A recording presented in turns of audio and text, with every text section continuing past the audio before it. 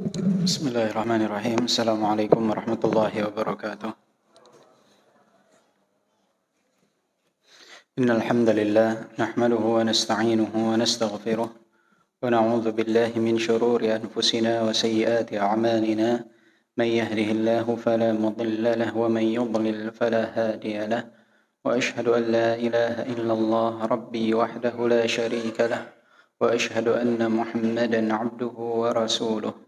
يا أيها الذين آمنوا اتقوا الله حق تقاته ولا تموتن إلا وأنتم مسلمون. يا أيها الناس اتقوا ربكم الذي خلقكم من نفس واحدة وخلق منها زوجها وبث منهما رجالا كثيرا ونساء واتقوا الله الذي تساءلون به والأرحام إن الله كان عليكم رقيبا. يا أيها الذين آمنوا اتقوا الله وقولوا قولا سديدا يصلح لكم أعمالكم ويغفر لكم ذنوبكم ومن يطع الله ورسوله فقد فاز فوزا عظيما. اعلموا فإن أصدق الحديث كتاب الله وخير الهدي هدي محمد صلى الله عليه وسلم وشر الأمور محدثاتها وكل محدثة بدعة وكل بدعة ضلالة وكل ضلالة في النار. أما بعد. Alhamdulillah wa syukurillah atas segala nikmat dan karunia yang Allah subhanahu wa ta'ala limpahkan kepada kita. Nikmat yang kita sadari ataupun tidak kita sadari. Banyak sekali nikmat yang Allah subhanahu wa ta'ala limpahkan kepada kita yang sering lupa untuk kita syukuri.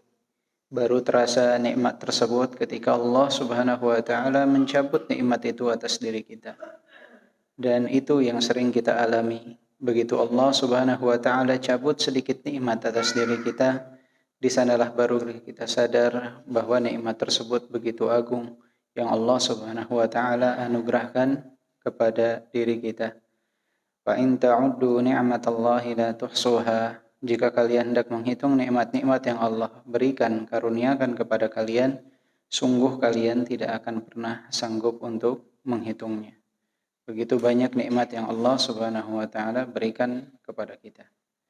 Nikmat Allah subhanahu wa ta'ala anugerahkan kepada kita, contohnya adalah alas kaki misalkan.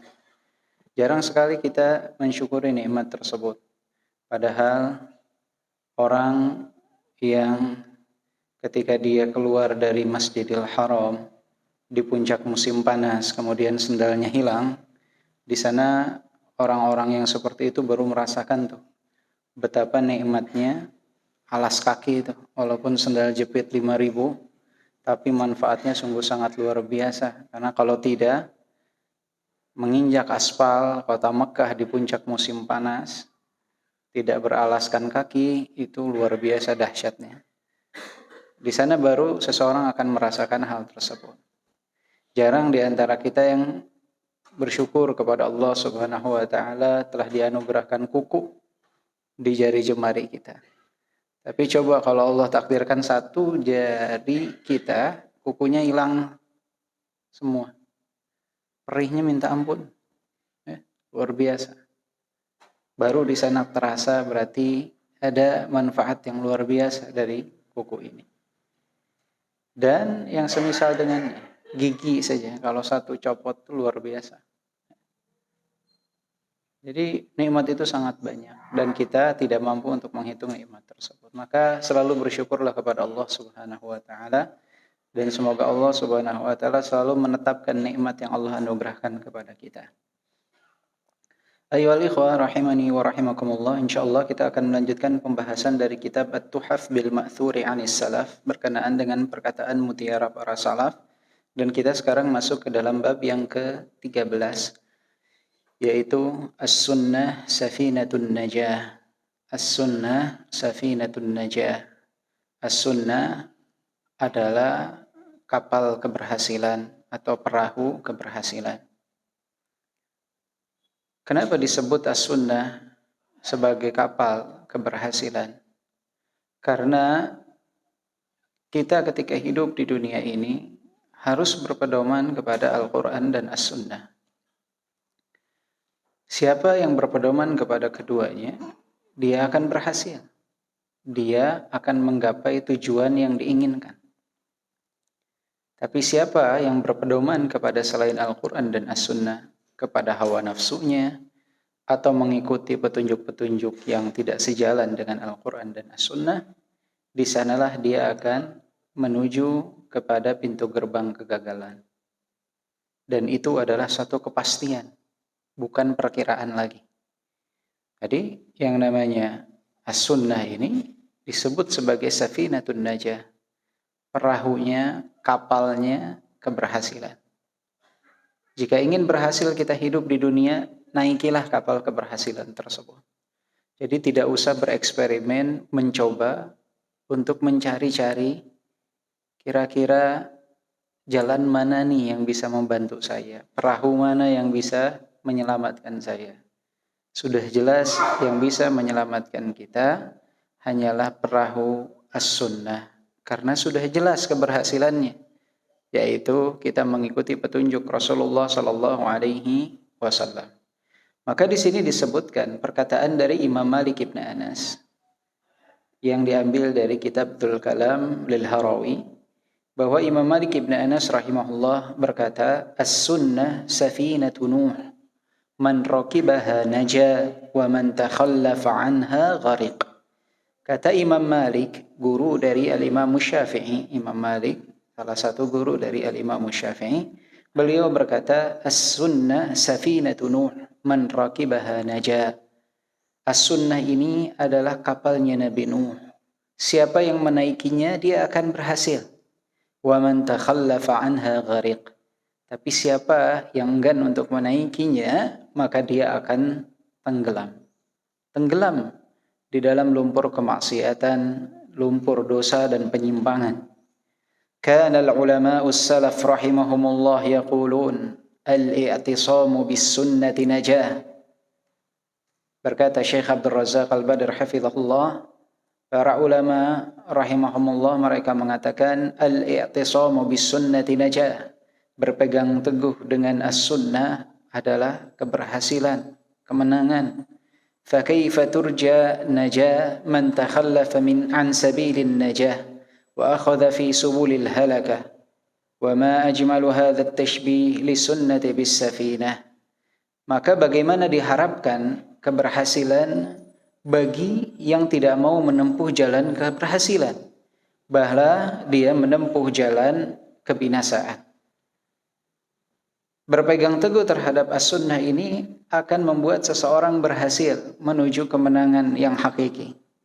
Siapa yang tidak mau menempuh jalan as-sunnah ini, maka dia sama saja menempuh jalan kebinasaan. Apa yang diharapkan dari orang-orang yang menempuh jalan kebinasaan ini? Tidak ada. Maka seseorang harus berpikir jernih bahwa yang dapat dia ikuti dan selamat hanyalah Rasulullah sallallahu alaihi wasallam.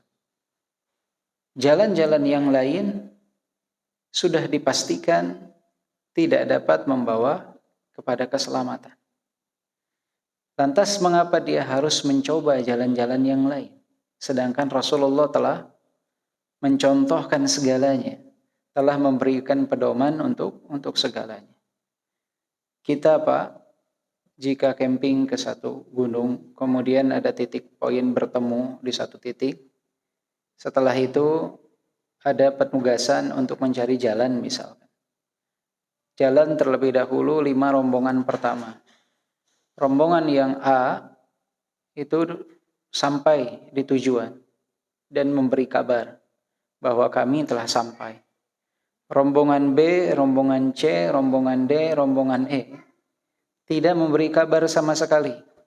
Tidak ada kabar sama sekali tentang keselamatan mereka. Apakah mereka diterkam oleh binatang atau mereka masuk ke dalam jurang? Tidak ada kabar sama sekali. Kira-kira kita yang masih berada di poin titik temu tersebut, apakah akan menempuh jalan dari grup A atau mau coba-coba tempuh jalan grup B, C, D, dan E? Pasti kita akan mengikuti jalannya grup A, karena sudah jelas mereka selamat sampai ke tujuan. Jika dalam kehidupan yang sesimpel itu saja, dalam pendakian gunung, kita akan mencari jalan keselamatan. Padahal B, C, D, E ini belum tentu binasa juga, belum tentu mereka terjerumus ke jurang juga. Bisa saja mereka memang belum sampai, tapi masih menempuh jalan tersebut. Kita tidak mau ambil resiko. Kok ada manusia di dunia ini mau ngambil resiko? Sudah jelas jalan menuju surga itu mengikuti Nabi SAW. Ini nggak mau, dia mau coba-coba. Saya mau coba jalan B, jalan C, jalan D, jalan E. Dicoba-coba semua. Padahal sudah jelas jalan P, C, D, dan E itu tidak dapat menghantarkannya menuju surga Allah Subhanahu wa Ta'ala. Ya. Jadi jangan dikatakan bahwa semua jalan menuju kemana? Apa perbahasanya itu? Ke Roma ya? Ya. Semua jalan menuju. Nggak bisa. Ya. Di dalam syariat Islam itu tidak cuma tujuan. Tidak cuma niat itu nggak cukup. Tapi jalannya pun harus benar. Dan saya anehnya, herannya, dalam urusan dunia, orang sepakat dengan hal tersebut, bahwa tujuan itu nggak cukup. Jalannya pun harus benar. Contohnya tadi, untuk memudahkan kita, yang di gunung tadi, tujuannya semua sama. Niatnya untuk sampai kepada tujuan. Tapi ternyata yang selamat hanya grup A. Kenapa? Karena mereka saja yang menempuh jalan yang benar. Sedangkan B, C, dan E juga, B, C, D, E, mereka niatnya benar untuk mencapai tujuan, tetapi mereka menempuh jalan yang salah. Tidak dikatakan mereka berhasil, walaupun tujuannya sama-sama benar. Ini dalam perkara dunia kita sepakat, tapi seringkali dalam perkara akhirat sulit sekali memahamkan prinsip dasar ini. Bahwa tujuan saja itu tidak cukup. Jalannya pun harus benar. Maka syarat diterimanya amalan itu kan dua. Al-ikhlas dan al-mutaba'ah. Ikhlas karena Allah dan harus mengikuti petunjuk Rasulullah SAW. Nggak bisa ditaklif, dibuat-buat. Saya pengen ibadahnya begini cara saya. Oh kalau kamu caranya seperti itu, kalau saya caranya seperti ini. Nggak bisa. Karena ibadah itu tauqifiyah, mengikuti petunjuk Nabi SAW. Jadi nggak semua yang penting niatnya baik itu nggak cukup. Tidak cukup hal tersebut. Saya sering analogikan dengan pekerja pembuat keramik atau pemasang keramik. Ada misalkan orang kerja di rumah bapak ibu, pasang keramik di depan pintu masuk rumah. Kemudian dia pasang keramiknya dibalik oleh dia. Yang kasarnya di atas, yang lembutnya di bawah. Ketika ditanya, kenapa kok dipasangnya dibalik? Kemudian orang tersebut mengatakan, ini Pak, soalnya akan terus kena air hujan biar Bapak nanti nggak licin kalau jalan. Jadi saya balik. Niatnya baik ya? Baik. Caranya salah. Apakah kita katakan, oh Bapak Masya Allah, baik Bapak. Kerjaan Bapak baik, atau kita katakan, oh nggak bisa Pak. Walaupun niat Bapak baik, tapi cara Bapak salah. Kalau memang seperti itu, nanti kita lebih carikan yang memang permukaannya lebih tepat buat di halaman rumah, biar tidak terlalu licin, tapi bukan dibalik juga. Gitu. Pasti kita akan katakan seperti itu. Nah, jika dalam urusan dunia, kita sebegitu detailnya tentang hal-hal yang kecil, kenapa dalam perkara akhirat seakan-akan ya udahlah, bodoh amat, ya udahlah. Bahkan yang sangat disayangkan ini adalah bukan cuman kepada teman, kepada keluarga inti di dalam rumah. Itu seakan-akan udah nggak peduli. Yang penting niatnya benar. Nggak bisa seperti itu dalam beragama. Caranya pun harus betul. Di sini saya tidak sedang membahas jika dalam satu permasalahan ada perbedaan pandangan masalah fikih. Itu tempat yang harus kita berlapang lada di dalamnya. Misalkan si bapak bismillahnya dijaharkan, si ibu bismillahnya disirkan, si bapak tasyahudnya tidak digerakkan, si ibu tasyahudnya digerakkan. Hal tersebut itu silakan, karena masing-masing memiliki rujukan, masing-masing memiliki dalil. Di sana memang kita harus berlapang dada. Bukan perkara itu yang saya katakan di sini. Tapi banyak orang dalam permasalahan akidah ini merasa bahwa ya udahlah, sama-sama tidak boleh saling ibaratnya apa? Sehingga tidak adanya yang namanya amar ma'ruf nahi mungkar dalam perkara agama ini. Seakan-akan semua itu boleh untuk dia bereksperimen, boleh dia untuk membuat sendiri syariat apa yang dia mau untuk lakukan. Makanya hal tersebut nampak jelas kalau misalkan Bapak Ibu melaksanakan ibadah umroh atau haji, lihat jamaah Indonesia, itu terlihat jelas tuh. Masing-masing itu seperti ibadahnya itu bereksperimen yang sangat luar biasa. Ya, dari mulai sholatnya, dari mulai tawafnya, dari mulai sa'inya, itu sangat luar biasa sekali. Bapak Ibu bisa mendapatkan orang, saya pernah lihat sendiri, ada grup itu berangkat, kemudian selesai melaksanakan tawaf, sholat berjamaah. Harusnya kan sholat sunnah masing-masing ya. Ini sholat berjamaah, laki-laki safnya di depan, imamnya di tengah, perempuannya di belakang. Bereksperimen, ya. Buat. Terus kita dilarang untuk mengingkari hal tersebut. Nggak bisa. Kemudian dilihat misalkan di zaman sekarang orang-orang Syiah, mereka menghina, mencaci maki para sahabat Nabi Shallallahu Alaihi Wasallam. Kemudian kita bilang misalkan, oh ya silahkan, itu jalan yang Anda tempuh. Yang penting niatnya baik. Nggak bisa. Cara dia salah, mencaci maki para sahabat Nabi Shallallahu Alaihi Wasallam. Jadi niat saja itu nggak cukup. Prakteknya pun harus benar. Bapak kenapa sholat zuhurnya 5 rakaat? Biar lebih banyak, lebih baik. Tidak. Prinsip dalam syariat itu bukan yang lebih banyak dia lebih baik. Tapi yang sesuai dengan Nabi dialah yang terbaik. Jadi yang terbaik itu bukan sholat zuhur 5 rakaat. Karena lebih banyak rakaatnya, lebih banyak bacaannya. Yang terbaik itu 4 rakaat. Kenapa? Karena Nabi mencontohkannya 4 rakaat. Sama seperti tawaf juga. Bukan berarti, oh saya tawafnya 10 putaran, kan lebih banyak, bacaannya lebih banyak, sayanya lebih capek, harusnya pahala saya lebih banyak. Kita katakan tidak. Anda menyelisihi sunnah Nabi SAW. Nabi tawaf 7 putaran saja. 7 putaran saja. Yang terbaik itu 7 putaran, bukan 10. Jadi dalam syariat ini bukan yang terbanyak yang terbaik, tapi yang terbaik itu yang tersesuai dengan sunnah Nabi.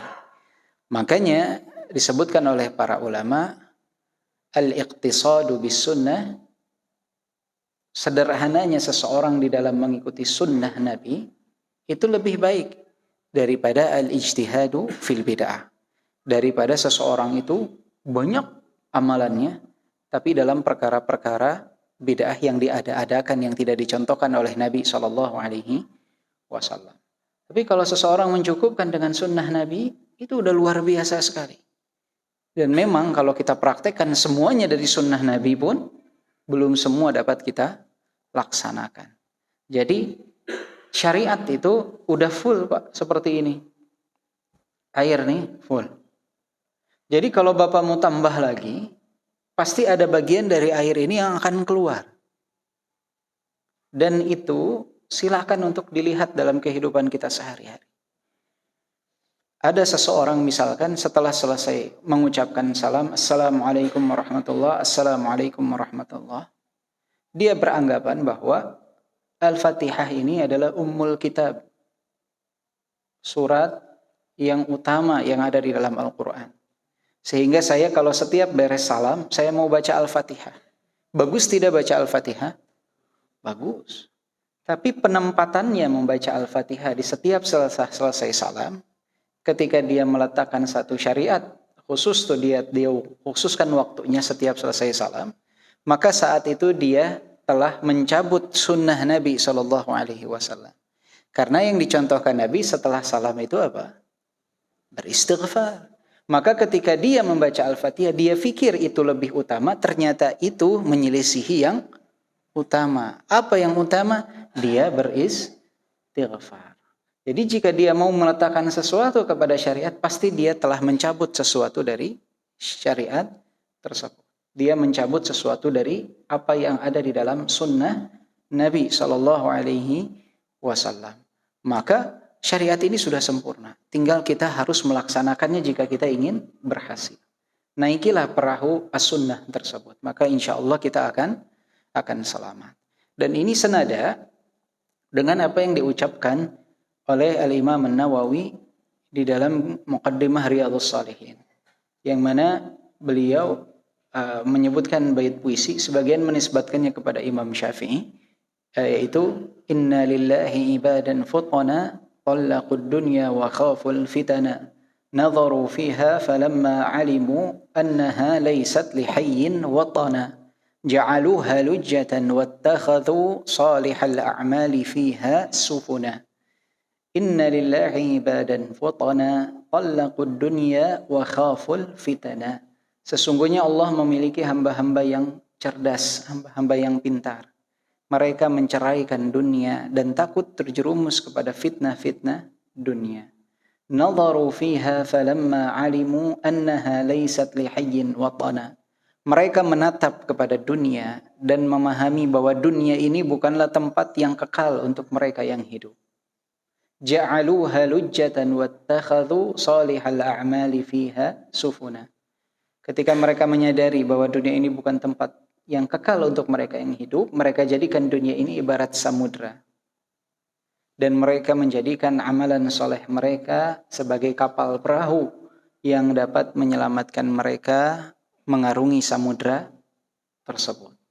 Jadi langsung mindset hidupnya itu berubah. Orang-orang pintar itu melihat dunia ini ibarat samudra yang harus mereka lalui.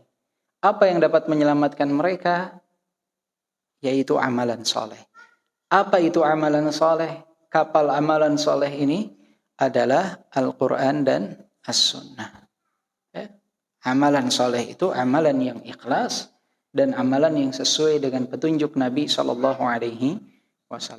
Jadi tidak boleh kita mengarang-arang dalam syariat. Tidak boleh kita berbuat sesuatu yang diada-adakan di dalam syariat ini. Al-yawma akmaltu lakum dinakum. Hari di mana telah aku sempurnakan. Sudah sempurna agama ini.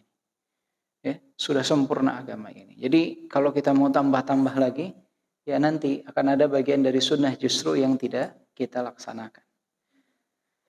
Ini yang harus jadi pedoman dalam hidup kita. Dan ketika seseorang berpegang teguh terhadap as-sunnah, ini pun merupakan bukti kecintaan dia kepada Nabi SAW.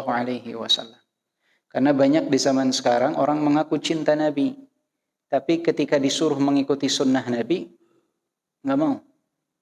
Tapi kalau dibilang cinta Nabi, saya cinta Nabi. Ya. Tapi cinta itu bukan cuma di lisan. Ta'asil ilaha wa anta tudhiru hubbahu, hadha la'amri fil qiyasi syani'u. Lau kana hubbuka sadiqan la ata'tahu innal muhibba liman kana yuhibbu muti'u. Kalian bermaksiat kepada Allah dan kalian mengaku-ngaku kalian cinta kepada Nabi, cinta kepada Allah. Hadza la'amri fil qiyasi syani'u. Ini adalah permisalan yang menjijikan yang seperti ini. Ngaku cinta tapi bermaksiat. Andai saja kecintaan kalian betul tulus kepadanya, maka sesungguhnya orang yang mencintai dia akan mengikuti perintah orang yang dia cintai. Maka kita mengikuti sunnah Nabi ini adalah bukti kecintaan kepada Nabi SAW. Makanya di zaman sekarang atau di zaman sekarang kadang suka mengherankan.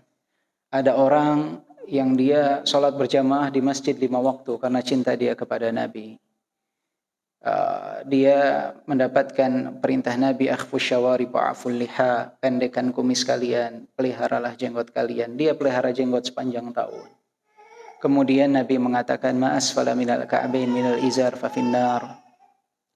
Yang mana Nabi SAW memerintahkan laki-laki untuk menggunakan pakaian di atas mata kaki. Dia pakai hal tersebut sepanjang tahun. Sepanjang tahun. Tidak dia turunkan di bawah mata kaki. Kemudian Nabi bersabda, la an yut'an ra'su ahadikum bimikhatin min hadid khairun lahu min an yamassa imra'ah la tahillu lah. Kepala kalian ditusuk dengan jarum yang terbuat dari besi. Itu lebih baik daripada menyentuh tangan yang tidak dihalalkan bagi kalian. Dia lakukan itu, tidak mau menyentuh lawan jenis yang bukan mahram karena kecintaannya kepada Nabi. Tiba-tiba, karena tidak sependapat pada satu momentum di setiap tahun tentang perayaan kecintaan kepada Nabi, dia merasa tidak perlu untuk merayakannya secara khusus, kemudian dituduh kalian tidak cinta Nabi. Padahal ini yang menuduh kalian tidak cinta Nabi, sholat juga nggak pernah di masjid. Jarang di masjid pula. Ketika Nabi memerintahkan A, kan cuman sunnah. Ketika Nabi memerintahkan B, itu kan cuman sunnah. Ketika Nabi memerintahkan C, kan makruh, nggak haram. Yang diperintahkan dibilang sunnah, yang dilarang selalu dibilang makruh. Tapi menuduh orang yang menjalankan semuanya ini sebagai orang yang tidak mencintai Nabi. Hanya karena pada satu momentum tertentu mereka tidak sepakat dalam hal itu. Satu kali dalam setahun. Tapi dituduh tidak mencintai Nabi. Ini adalah sesuatu yang menyedihkan. Makanya seseorang ketika akan menuduh kalian tidak mencintai Nabi, itu sesuatu tuduhan yang besar. Dia harus berpikir ribuan kali sebelum mengatakan hal tersebut. Karena setiap umat Islam yang beriman kepada Allah dan hari akhir, pastinya dia mencintai Nabi SAW. Jadi tidak boleh kita menuduh orang kalian tidak cinta Nabi. Tidak. Hanya kita mengajak mereka, buktikan cinta kalian kepada Nabi SAW. Jika betul kecintaan kalian kepada Nabi SAW. Dan tuduhan ini sering sekali ya ibadallah. Ya, sampai ada satu kisah dulu Syekh Rabi Al-Madkhali kalau tidak salah. Beliau itu di kajian beliau ada orang yang mengatakan kalian tidak cinta Nabi. Oh Syekh bin Bas dulu, Syekh bin Bas pernah dituduh seperti itu, kalian tidak cinta Nabi. Nangis beliau. Nangis ketika mendapatkan tuduhan tersebut. Syekh Rabi pernah dituduh juga, kalian tidak cinta Nabi. Kata Syekh Rabi, kenapa saya tidak cinta Nabi? Kalian tidak suka salawat kepada Nabi. Kata Syekh Rabi, dalam satu majlisku berapa kali saya mengucapkan salawat kepada Nabi SAW. Dalam satu majlis, coba engkau hitung sekarang.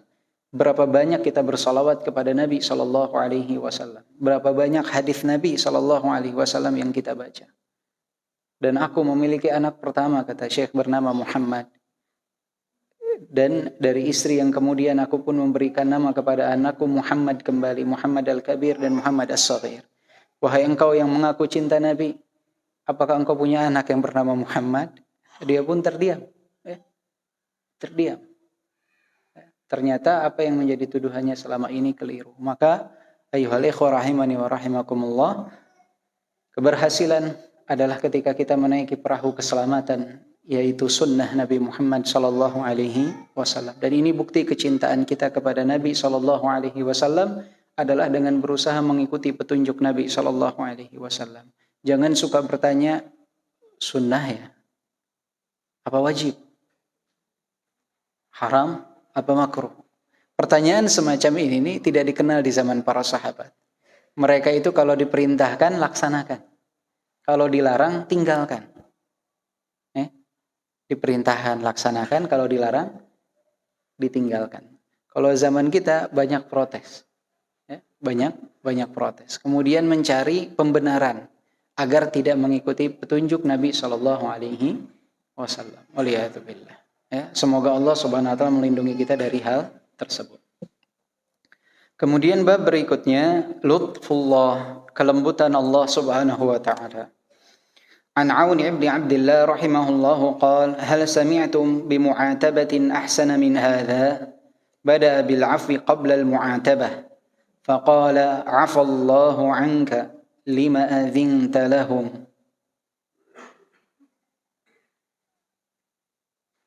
هذا من لطف الله تعالى بنبيه محمد صلى الله عليه وسلم وتكريمه إياه فأعلمه بعفوه عنه قبل إخباره بخطأ الاجتهاد في الإذن لبعض المنافقين بأن يتخلفوا عن الخروج معه في غزوة تبوك. Dari Aun ibn Abdillah rahimahullah disebutkan dalam tafsir Ibn Abi Hatim, hal sami'atum bimu'atabatin ahsana min hadha? Apakah kalian pernah mendengar, kata Aun ibn Abdillah, dengan teguran yang lebih baik daripada teguran ini? Bada'a bil afwi qabla al mu'atabah, yang mana Allah memulai dengan pengampunan sebelum peneguran.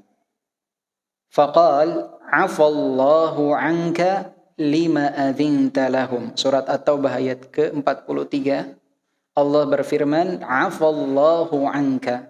Allah Subhanahu wa taala mengampuni engkau, Nabi Muhammad sallallahu alaihi wasallam, lima adzinta lahum.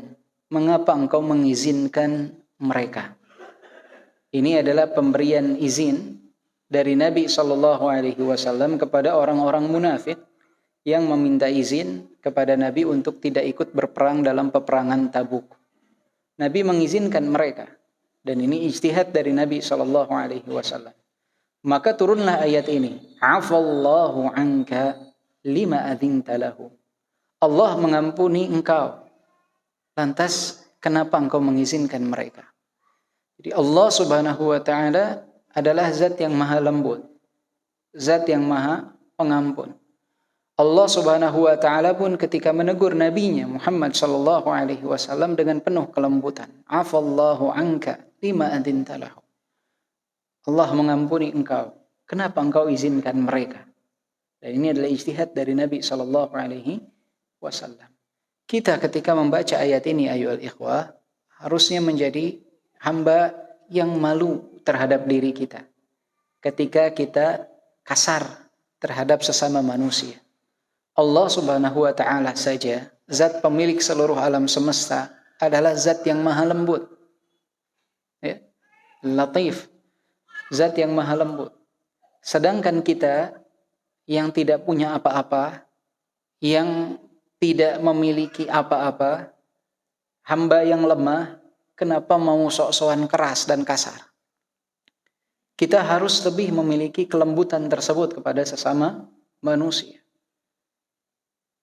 Karena kelembutan ini adalah sesuatu yang sangat penting di dalam kehidupan.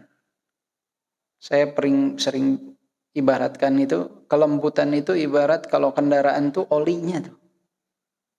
Ya, kalau kendaraan nggak ada oli, besi sama besi ketemu, Pak.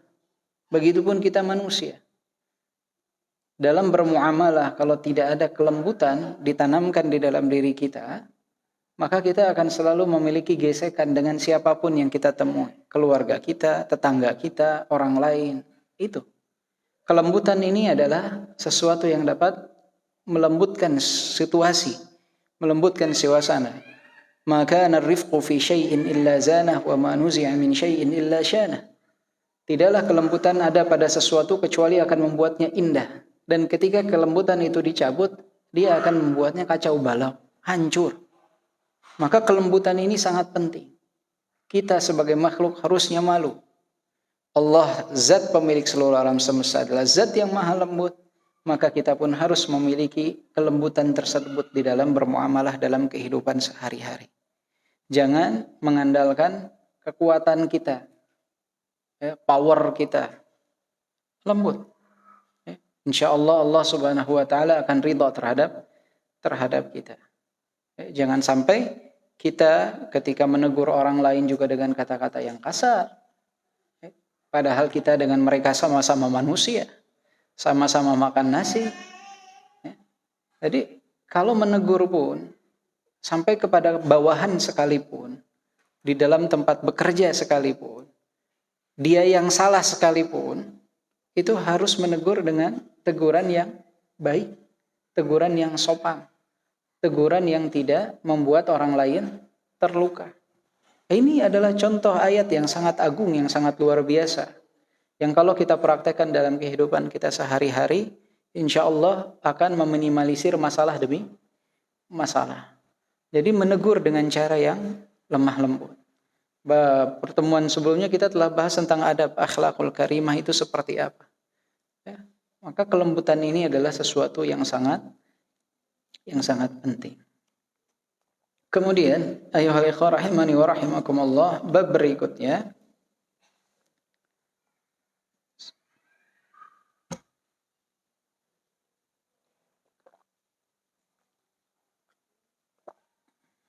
mu'alajatun niyah, mengobati niat.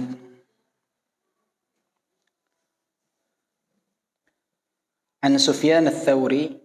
Sufyan ats-Tsauri adalah Amirul Mukminin fil hadis, ya, disebut sebagai Amirul Mukminin di dalam hadis Sufyan ats-Tsauri.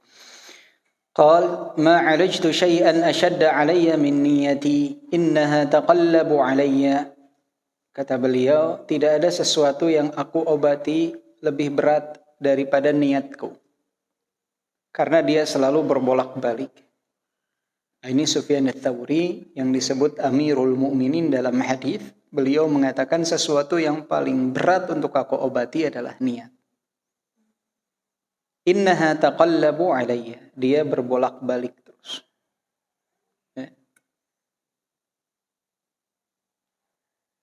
Kathratu taqallubin niyyah sababuhu kathratu ma yaghshal qalb wa yahjumu alayhi min as-sawarif was-sawad mimma yatatallabu dawama mulahadhatin wa inayatin wa illa 'ataba wa halak wallahu al-hafiz.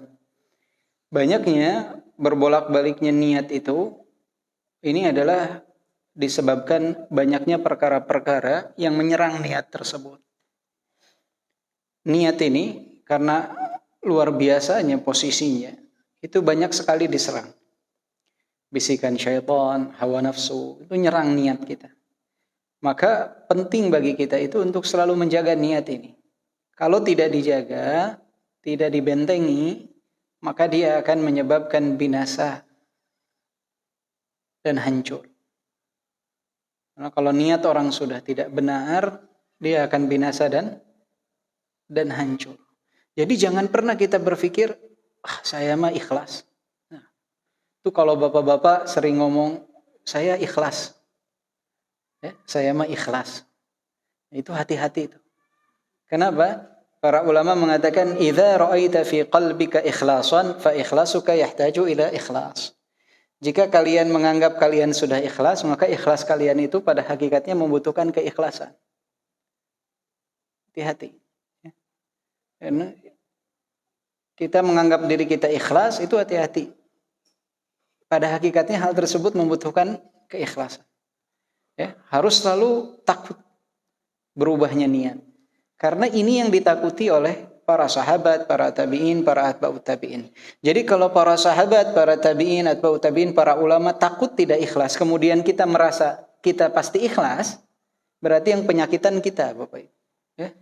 Ada yang salah dalam pola hati kita. Ya? Hati-hati nih, yang namanya ikhlas itu sesuatu yang mudah sekali untuk berubah. Mendengar sanjungan orang, pujian orang, itu bisa berubah ke ikhlas.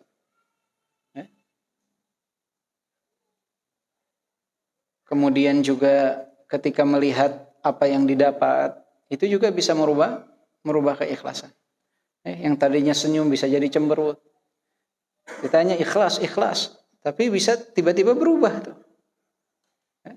Dan ini banyak sekali terjadi. Maka para ulama terdahulu itu paling sulit mereka jaga itu keikhlasan. Sehingga mereka itu banyak yang menyembunyikan amalan mereka. Takut tidak ikhlas. Bahkan mereka ketika mengisi kajian, ketika mereka khawatir akan menjadi ria jika meneteskan air mata di hadapan para jamaahnya, mereka tahan. Atau mereka bertingkah seakan-akan mereka sedang flu atau pilek dan yang semisal dengannya. Agar tidak dicurigai bahwa sedang menangis. Karena khawatir atas keikhlasan mereka. Oh, zaman sekarang enggak nangis saja dibuat-buat nangis. Biar jamaah pada nangis. Ya. Banyak yang seperti itu. Dibegitu-begitukan. Biar pada nangis. Saya sering lihat tuh, apalagi kalau di Bapak Ibu berangkat ke Masjidil Haram atau apa, lagi doa tuh. Kan suka ada kalau orang Indonesia biasanya dipimpin doanya di depan, di belakang jamaahnya. Yang mimpin doanya tuh suaranya kayak yang nangis. Kita kan di depan suka ngeliatin gitu. Oh nggak nangis ternyata. Jamaahnya nangis semua memang. Karena kenapa? Terpengaruh dengan suara yang mimpin doanya. Mimpin doanya padahal nggak nangis. Cuman ya begitunya. Begitu-begitu ya. Subhanallah. Ini apa tujuannya? Kita ingin terlihat nangis di hadapan orang, ingin terlihat menjadi orang yang soleh di hadapan orang lain. Nangis di mana? Di rumah kita dalam kesendirian. Makanya Rasulullah ketika memuji tetesan air mata sebagai salah satu sebab terhindarnya seseorang dari dari panasnya padang mahsyar, sab'atun yudhilluhumullahu fi dhillihi yauma la dhilla illa dhilluh. Salah satunya itu apa? Rajulun dzakarallahu khalian fafadat 'aina. Seseorang mengingat Allah dikala sendiri. Kemudian berlinanglah air matanya saat sendiri. Saat sendiri ini poin penting menggambarkan tentang keikhlasan seseorang. Nangis, Bapak di mobil sendiri di jalan mau kerja, ingat dosa, nangis, silakan. Nikmat itu luar biasa. Bisa menyelamatkan di padang mahsyar kelak. Bapak ingat nikmat, nangis saat sendiri, silakan. Mau di mobil, di rumah, itu pahalanya luar biasa. Tapi usahakan di hadapan orang lain, kalau masih bisa ditahan, jangan. Kecuali kalau sudah tidak bisa ditahan. Kadang kita dapati hal tersebut. Para imam di Masjidil Haram atau dimanapun, para ulama ketika mereka menjadi imam, membaca ayat tentang adab, mereka berusaha menahan air mata mereka tapi tidak sanggup. Sehingga mereka keluar suara sesenggukan gitu. Seperti anak kecil yang digebukin baru nangisnya itu. Memang tangisannya enggak kuasa untuk mereka tahan. Yang seperti itu di luar kendali. Tapi rata-rata dari mereka itu sangat ingin menjaga sekali keikhlasan mereka. Ya. Mungkin kalau zaman sekarang yang seperti itu kalau udah nangis sesungguhkan dia langsung roll kamera ya. Biar kerekam tangisannya. Ya. Masya Allah, meneteskan air mata. Ya. Akhirnya ya semua patokannya adalah pandangan orang lain dan keinginan dilihat oleh orang lain. Maka silahkan teteskan air mata kita, tapi usahakan dalam kesendirian. Ya, jika di halayak umum, usahakan untuk ditahan. Kalau sudah tidak bisa tertahan lagi, ya, kita memohon kepada Allah keikhlasan untuk hal tersebut. Tapi usahakan dalam kesendirian, teteskanlah air mata kita. Nah, niat ini adalah sesuatu yang sangat penting. Makanya para ulama sering menyebutkan bahwa takhlisun niyati 'ala al-'ummal ashaddu 'alaihim min jami'il a'mal. Mengikhlaskan amalan itu jauh lebih sulit daripada amalan yang dilakukan. Jadi ketika Bapak bangun di waktu subuh dari lelapnya tidur ya, di atas kasur yang empuk, apalagi kalau misalkan harus mandi wajib, itu berat, bukan perkara yang mudah. Tapi mengikhlaskannya jauh lebih berat. Seseorang pergi berhaji, nabung dia puluhan tahun. Ya. Dia persiapkan fisiknya, berangkat dia ke Tanah Suci 40 hari. Berat tidak? Berat. Tapi mengikhlaskannya jauh lebih berat. Ini yang disebut para ulama, takhlisun niyati 'ala al-'ummal ashaddu 'alaihim min jami'il a'mal. Lebih sulit. Mau berangkat salat subuh berat, tapi mengikhlaskannya jauh lebih berat. Baru berangkat ke masjid, pulang dari masjid lihat tetangga sebelah lampunya masih gelap, langsung ujub muncul, malas dia. Kalau saya semangat salat subuh. Subhanallah. Udah benar-benar bangun tahajud dia malam, ya sholat. Enggak gatal dia, langsung nulis status. Ayo bangun tahajud. Terus coba bayangkan Pak, pernah gak ada orang yang terbangun gara-gara ada orang pasang status di WA? Ada gak? Jadi manfaat gak tuh kalau nulis ayo bangun tahajud, manfaat gak nulis di status gitu? Saya rasa nggak manfaat nulis di status. Karena nggak ada orang yang terbangun karena ada status orang pasang status gitu. Untuk bangun. Tidak. Ya, kalau mau mengingatkan, ya malamnya misalkan jam 8, di malam jangan lupa tahajud. Atau nggak usah jangan lupa tahajud, ya sebutkan keutamaan tahajud di waktu malam. Sehingga orang baca, oh iya ya nanti saya malam mau tahajud gitu. Tapi nulis di status jam 2 malam, jam 3 malam, itu seakan-akan hanya mengabarkan kepada orang saya sudah tahajud. Kenapa? Rasa gatal untuk ini. Makanya dalam bahasa Arab, qalb itu disebut qalb karena dia yataqallab, berbolak-balik. Makanya perlu penjagaan yang sangat luar biasa tentang yang namanya hati ini agar terus ikhlas, ikhlas, ikhlas, ikhlas. Niat itu sesuatu yang paling susah untuk diobati. Jadi jangan menganggap bahwa gampang. Saya niat saya mau benar, niat saya mau baik. Niat ini adalah sesuatu yang paling sulit untuk diobati. Ketika kita menganggap bahwa niat kita ini sudah benar, sudah betul, berarti ada yang salah dari niat kita. Niat ini ibarat permata yang harus terus kita jaga. Dikawal terus. Terus gimana caranya? Minta kepada Allah keikhlasan. Allahumma ja'alna minal mukhlasin. Ya Allah, jadikanlah kami hamba-Mu yang ikhlas dalam beribadah kepadamu. Minta kepada Allah. Karena kita ini hamba yang lemah. Kita hamba yang lemah. Kita ini, hati kita ini bisa berbolak-balik karena pujian, sanjungan, karena cacian, mungkin karena apapun. Bisa berubah-ubah niat kita. Maka mintanya kepada siapa? Minta kepada zat pemilik hati. Ya Allah, tetapkan hati hamba dalam ketaatan kepada. Minta kepada Allah Subhanahu wa ta'ala. Kemudian yang berikutnya, al-ibadatu bighairi ilmin. Qala Umar ibn Abdul Aziz rahimahullah, man amila bighairi ilmin kana ma yufsidu akthara mimma yuslih. صدق رحمه الله. وهل فشت البدع والأهواء والضلالات في المجتمعات إلا بسبب اشتغال كثير من الناس بالعبادة بلا علم ولا هدى. Umar bin Abdul Aziz rahimahullah berkata, ini bab tentang ibadah tanpa ilmu. Umar bin Abdul Aziz berkata, man amila bi ghairi ilmin. Umar bin Abdul Aziz ini khalifah kaum muslimin di tahun 99 Hijriah sampai 101 Hijriah. Imam yang sangat adil sekali. Beliau mengatakan, man amila bi ghairi ilmin, siapa yang beramal tanpa ilmu, kana ma yufsidu akthara mimma yuslih. Karena kerusakan yang ditimbulkannya itu akan jauh lebih banyak daripada kebaikan. Jadi siapa yang beramal tanpa ilmu, hasilnya itu lebih banyak kerusakan daripada kebaikan.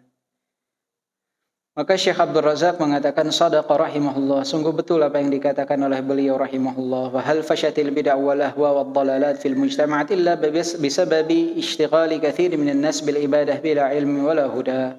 Tersebarnya kebid'ahan, hawa nafsu dan kesesatan di dalam kehidupan ini, kecuali sebabnya adalah banyaknya manusia yang beribadah tanpa ilmu dan tanpa petunjuk dari Nabi sallallahu alaihi wasallam. Jadi kita sebelum ibadah itu harus berlandaskan dengan ilmu. Makanya Al-Imam Al-Bukhari di dalam salah satu bab beliau dalam Sahih Al-Bukhari mengatakan bab al-ilmu qabla al-qawli wal amal.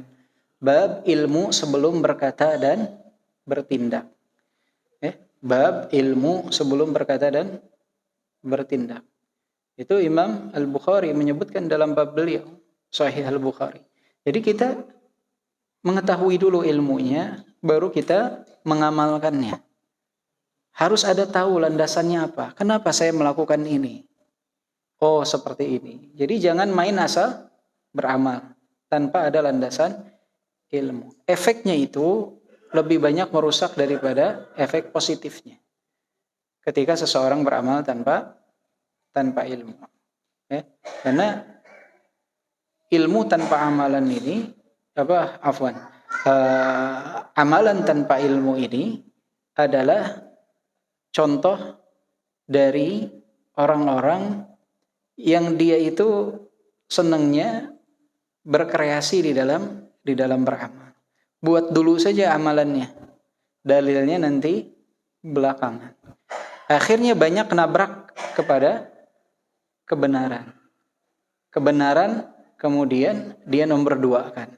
Yang dijadikan patokan pertama adalah amalan yang dia lakukan saat ini itu harus tetap dilakukan. Ketika ditanyakan, ya fulan, kenapa engkau mengamalkan amalan tersebut? Hal tersebut menyelisihi dalil dari Al-Quran dan As-Sunnah, tidak peduli. Kenapa? Yang penting saya beramal. Nah, ini tidak tepat yang seperti ini. Sebagaimana tadi bahwa jalan keselamatan itu adalah As-Sunnah, dan ilmunya ini adalah Al-Quran dan As-Sunnah. Kita kalau mau beramal sesuatu harus ada dasar pendalilannya dari Al-Quran dan As-Sunnah. Nggak bisa main tiba-tiba kita mengamalkan suatu amalan. Harus ada landasannya. Kalau nggak ada landasannya, kacau. Ya. Semua orang bisa berkreasi nanti. Semua orang nanti bisa mengarang sebebas apa yang mereka mau.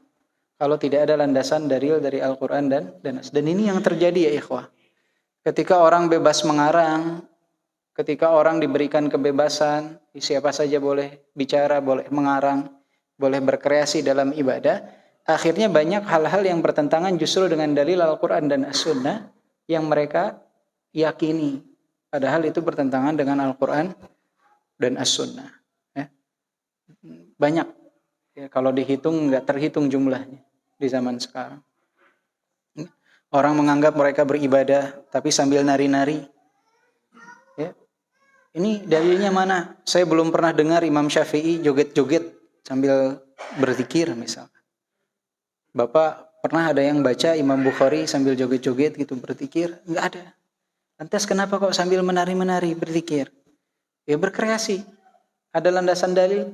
Ditanya tidak ada. Banyak yang semisal dengan hal tersebut. Ada juga yang berwudu dengan udara. Bukan tayamum nih, berwudu dengan udara. Ya. Saya pikir dulu ada orang yang berwudu dengan udara itu dia nggak ngerti tayamum.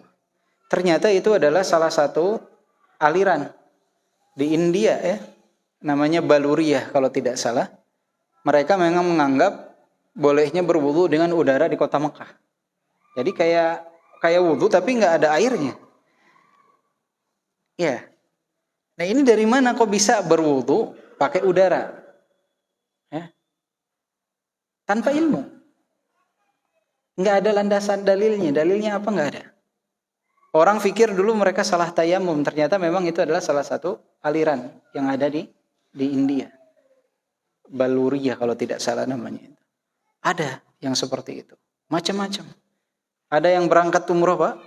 Sampai ke depan Masjidil Haram. Itu nggak tawaf, nggak sa'i. Jadi jamaahnya cuma dikatakan, ayo Bapak Ibu bayangkan. Bayangkan kita tawaf. Beres dibayangkan. Ada, ini kejadian ada. Beres dibayangkan, ayo kita bayangkan kita sholat sunat tawaf. Bayangkan terus sampai sa'i selesai beres dibayangkan. Terus tahallul.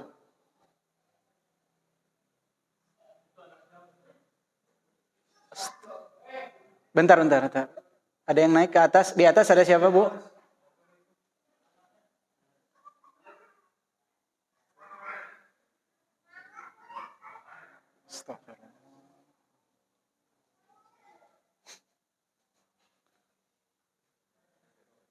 Agak cepat yang ngambilnya, Bu. Sayanya deg-degan.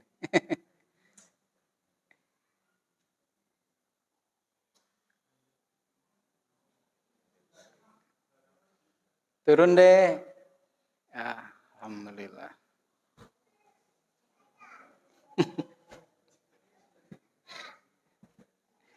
Baik. Tadi sampai di mana barusan? Tahallul ya. Pas tahallul udah beres. Mereka balik lagi tuh Pak ke hotel. Jadi cuma di halaman Masjidil. Ini kelompok apa? Iya, yang cukup dengan niat. Segalanya cukup dengan niat. Cuman tanggung, saya bilang kenapa enggak berangkat ke Mekahnya juga niat aja dari Indonesia. Ya, niat naik pesawat, niat. Oh, ternyata ketemu tuh Pak. Kenapa? Soalnya kalau naik pesawatnya niat ke Mekahnya cuma niat aja, nggak dapat uang tuh panitia. Tapi kalau udah sampai sana mereka dapat keuntungan dan dapat ajarannya juga tuh. Ada yang seperti itu. Sebutnya kelompok niat. Macam-macam, ya. Tanpa ada landasan dalil, ya beramal. Atau landasan dalil yang tidak sesuai dengan pemahaman para ulama terdahulu. Pakai dalil tapi landasannya tidak sesuai. Makanya ajaib ya. Saya ketemu orang juga satu orang. Bapak ini Masya Allah bawa tongkat dari kiai di Lombok apa di mana katanya. Ini di dunia cuman ada 2 yang punya. Satu Nabi Musa, satu dikasihkan ke saya. Ini tongkat Nabi Musa. Ada yang seperti itu Pak. Ada yang seperti itu. Jadi saya pikir dulu nih hanya ya di kisah-kisah saja. Ternyata ada yang seperti itu. Ini landasannya apa kok bisa tongkatnya menjadi tongkat? Ya udah, diyakini saja seperti itu tanpa ada landasan dalil. Maka ini sesuatu yang sangat bahaya sekali. Ya, itu yang harus kita benahi dalam kehidupan kita, bahwa selalu prinsipkan kepada diri kita dan keluarga kita, cari ilmunya, kemudian amalkan. Kalau menemukan sesuatu yang kita anggap baru, atau menyelisihi orang-orang, ada perselisihan, tanya dalilnya mana. Ada dalilnya kita ikutin. Tidak ada dalilnya, ya lebih baik kita kerjakan amalan sunnah yang begitu banyak yang belum kita kerjakan daripada mengerjakan sesuatu yang baru. Ya. Jadi itu tugas kita untuk bertanya tentang dalilnya. Jika kita tidak tahu, tanya dalil. Ya. Jika kita tidak tahu tentang satu permasalahan baru, tanya dalil. Ada satu masalah nih, ini ada selisih pendapat. Tanya dalilnya mana. Ada landasan dalil yang kuat kita kerjakan. Tidak ada, mendingan ngerjain yang lain. Ya. Baca Quran, zikir, ya, yang sudah dicontohkan oleh Nabi SAW. Jangan sampai kita membuat hal-hal yang baru yang bertentangan dengan kebenaran. Wallahu a'lam bishawab. Atas apa yang kita bahas pada kesempatan hari ini, ada 4 bab yang kita bahas, yaitu as-sunnah safinatun najah, bahwa as-sunnah adalah kapal keselamatan. Kemudian tentang lutfullah, kelembutan Allah Subhanahu wa taala. Kemudian tentang mu'alajatun niyah, tentang pengobatan niat, bahwa niat adalah sesuatu yang sangat penting yang harus kita jaga. Dan yang terakhir tentang ibadah tanpa ilmu, bahwa ibadah tanpa ilmu itu akan merusak lebih banyak daripada memperbaiki keadaan. Hati-hati dengan hal tersebut, ya. Tanpa ilmu, sesuatu itu bukan jadi lebih baik, malah bisa jadi lebih rusak. Ya. Bapak juga kalau sakit nggak mau ke sembarangan dokter, ya. Nggak mau ke sembarangan orang, pasti nanya kepada dokter yang memang dia seorang yang ahli dalam bidang kesehatan. Bapak kalau mobil rusak juga nggak dibawa ke tukang sayur, pasti ke montir. Tahu bagaimana membetulkan kendaraan. Berarti di sini Bapak memahami bahwa dalam perkara dunia saja perlu ilmunya. Lantas kenapa dalam perkara akhirat tidak mau tahu tentang ilmunya? Itu adalah sesuatu yang jauh lebih penting dan jauh lebih utama. Innama hadzal ilmu din fanzuru amman ta'khuduna dinakum. Sesungguhnya ilmu ini adalah agama, maka lihatlah dari mana kalian ambil agama kalian. Subhanakallahumma wa bihamdika asyhadu an la ilaha illa anta astaghfiruka wa atubu ilaik. Walhamdulillahirabbil alamin. Assalamualaikum warahmatullahi wabarakatuh.